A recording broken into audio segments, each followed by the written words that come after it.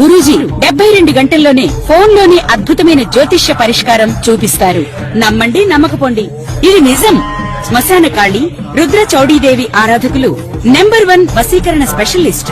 గురూజీ మనిషి పుట్టుక నుండి చనిపోయే వరకు వచ్చే అన్ని క్లిష్టమైన సమస్యలకు పరిష్కారం ఇక్కడ లభిస్తుంది. విద్య, ఉద్యోగం, వ్యవహారం, స్త్రీ ప్రేమ, పెళ్లి, సంతానం, స్త్రీ పురుష వశీకరణం, భూవశం, భార్యాభర్తల కలహాలు, కోర్టు సమస్యలు, విడాకుల సమస్యలు, చేతబడి, అప్పుల బాధ, ఇంకా మీకు ఎలాంటి సమస్యలు ఉన్నా 72 గంటల్లోనే శాశ్వత పరిష్కారం చేయబడును. నమస్కారము. శాంతాకారం భుజగశయనం పద్మనాభం సురేశం విశ్వాకారం గగనసదృశం మేఘవర్ణం శుభాంగం లక్ష్మీకాంతం కమలనయనం యోగిహృద్ధ్యానగమ్యం వందే విష్ణుం భవభయహరం సర్వలోకైకనాథం. ఓం నమో నారాయణాయ. ఓం నమ శివాయ. నేను మీ రవికిరణ్ శర్మ వేలూరి, జ్యోతిష్యరత్న అవార్డు గ్రహీత, స్మార్త పురోహిత, వాస్తు జ్యోతిష్య నిపుణ. ఈ రోజున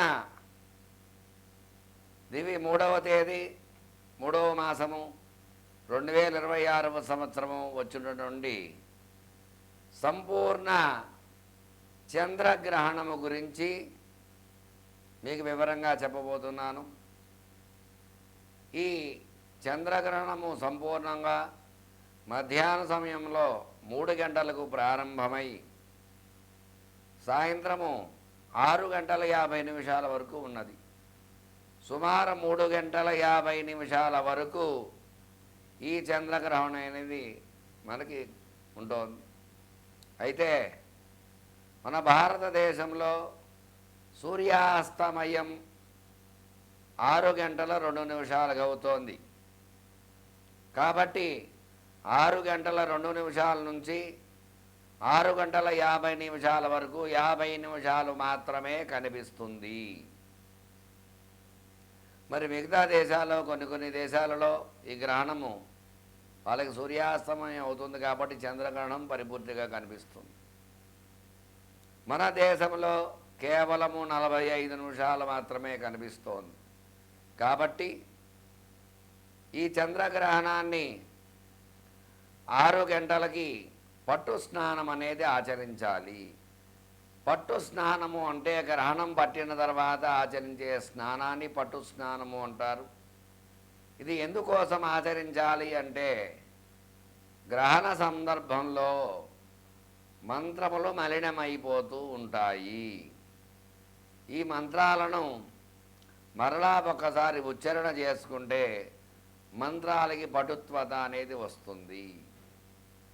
అందుకని మంత్రోపదేశము తీసుకునేవారు ఇటువంటి గ్రహణ సందర్భంలో మంత్రోపదేశం తీసుకుంటే మంత్ర జపాన్ని సాగిస్తే ఆ మంత్ర బలం ఎక్కువగా ఉంటుంది అని శాస్త్రాలు చెప్పబడ్డవి.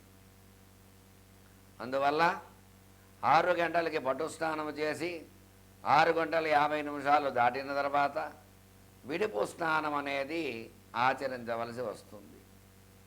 మరి ఈ గ్రహణము ఏ రాశిలో సంభవిస్తోంది అంటే సింహరాశిలో సంభవించడం జరుగుతోంది.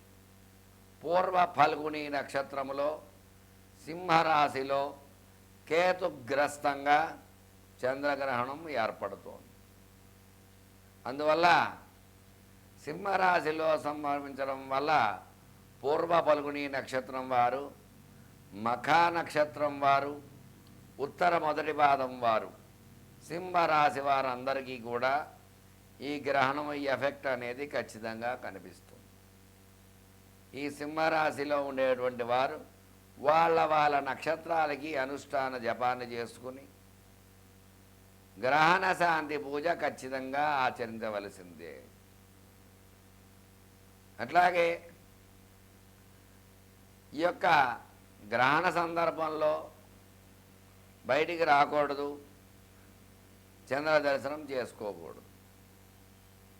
ఉదయం నుంచి సాయంత్రం వరకు ఉపవాసం ఉండాలి. ఉపవాసం ఉండి సాయంత్ర సందర్భంలో కనుక ఈ గ్రహణ సందర్భంలో పట్టు స్నానం ఆచరించి భగవతారాధన చేయటం వల్ల ఆ యొక్క గ్రహణం యొక్క ఎఫెక్ట్ అనేది సింహరాశి వారికి పెద్దగా కనిపించదు. మరి సింహరాశిలో సంచారం చేయటం వల్ల కేతుగ్రస్తంగా ఉండటం వల్ల వాళ్ళు ఏమి చేసుకోవాలి అంటే కేతుగ్రహ జపము, చంద్రగ్రహణం కాబట్టి చంద్రగ్రహ జపము, అలాగే పుబ్బా నక్షత్రం వారు ఖచ్చితంగా నక్షత్ర శాంతి పూజ, సింహరాశిలోనే నక్షత్రాల వాళ్ళందరూ వాళ్ళ నక్షత్ర జపాలు అవి చేసుకుని జపానంతరము విశేషముగా గ్రహణ సందర్భంలో గ్రహణం అయిన తర్వాత గ్రహణ దానం అనేది ఇవ్వాలి.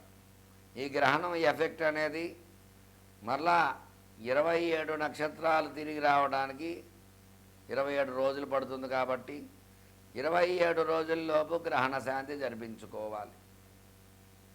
ఆ రోజుకి ఆ రోజే చేసుకోవాలి అని అంటే ఇబ్బంది అవుతుంది కాబట్టి అవకాశం ఉన్నంత వారు ఆ గ్రహణ సందర్భంలో కూడా జపం ఆచరించవచ్చు.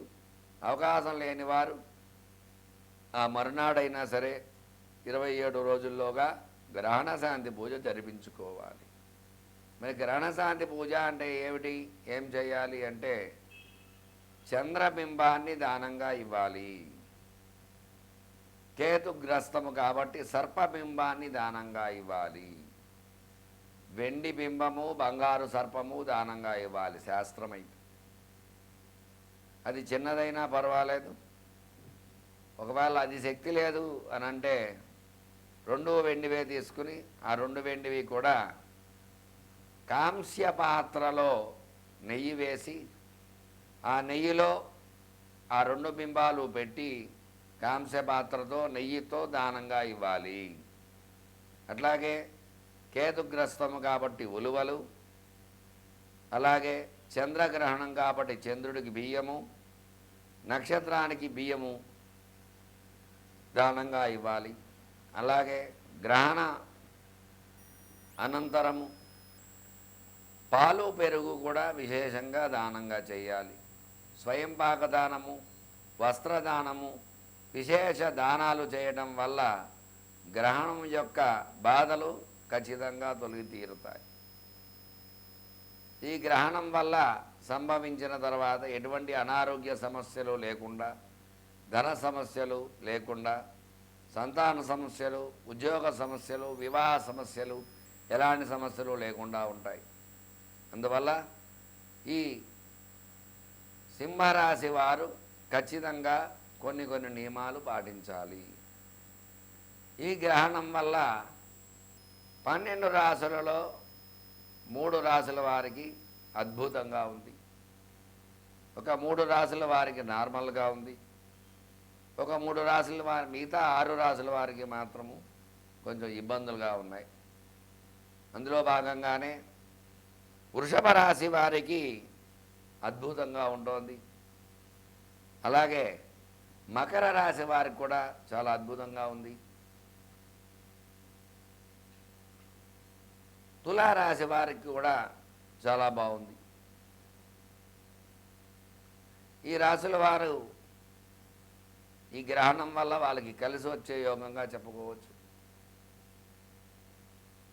మరి 12 రాశుల వారికి ఏ రాశుల వారికి ఏ విధంగా ఉండబోతోంది ఈ గ్రహణం ఎఫెక్టు? నమస్కారం. మేషరాశి వారికి 3వ తారీఖు ఏర్పడేటువంటి చంద్రగ్రహణం వల్ల ఎలాంటి ఇబ్బందులు ఉన్నాయి అనే విషయాన్ని గురించి చెప్పడం జరుగుతోంది.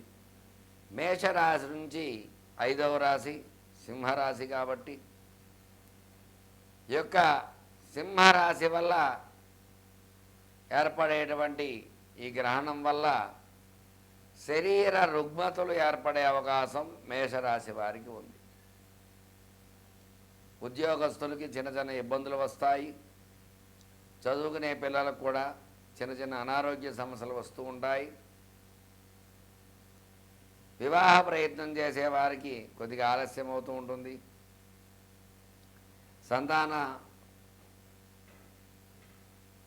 సంతానం గురించి ఎదురు చూసేవారికి కొద్దిగా ఆలస్యమయ్యే యోగం ఉంటుంది.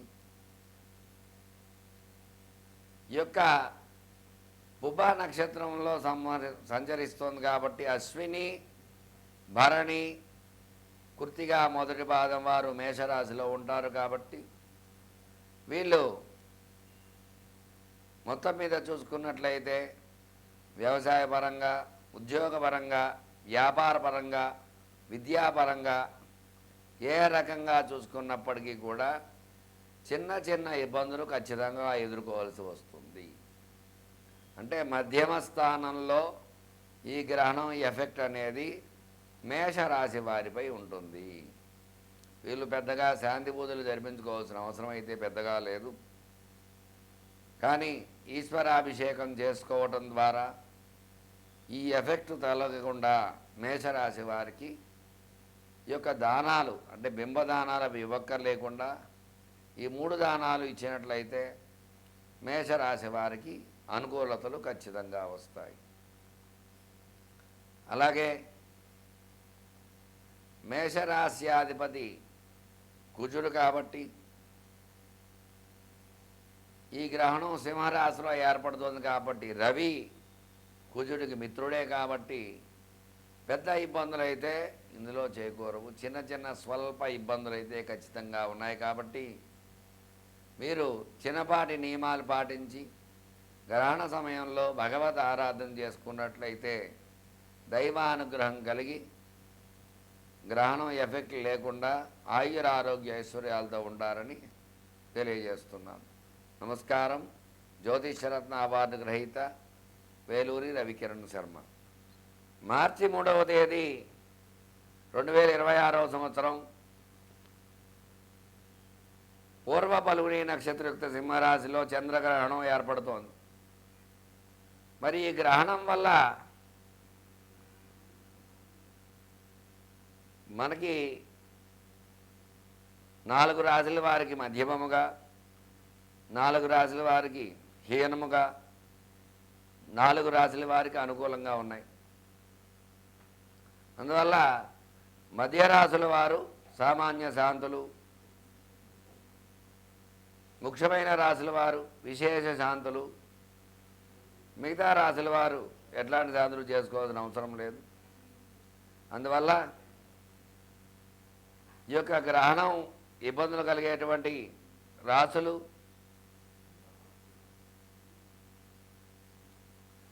కర్కాటకము, సింహము, కన్య,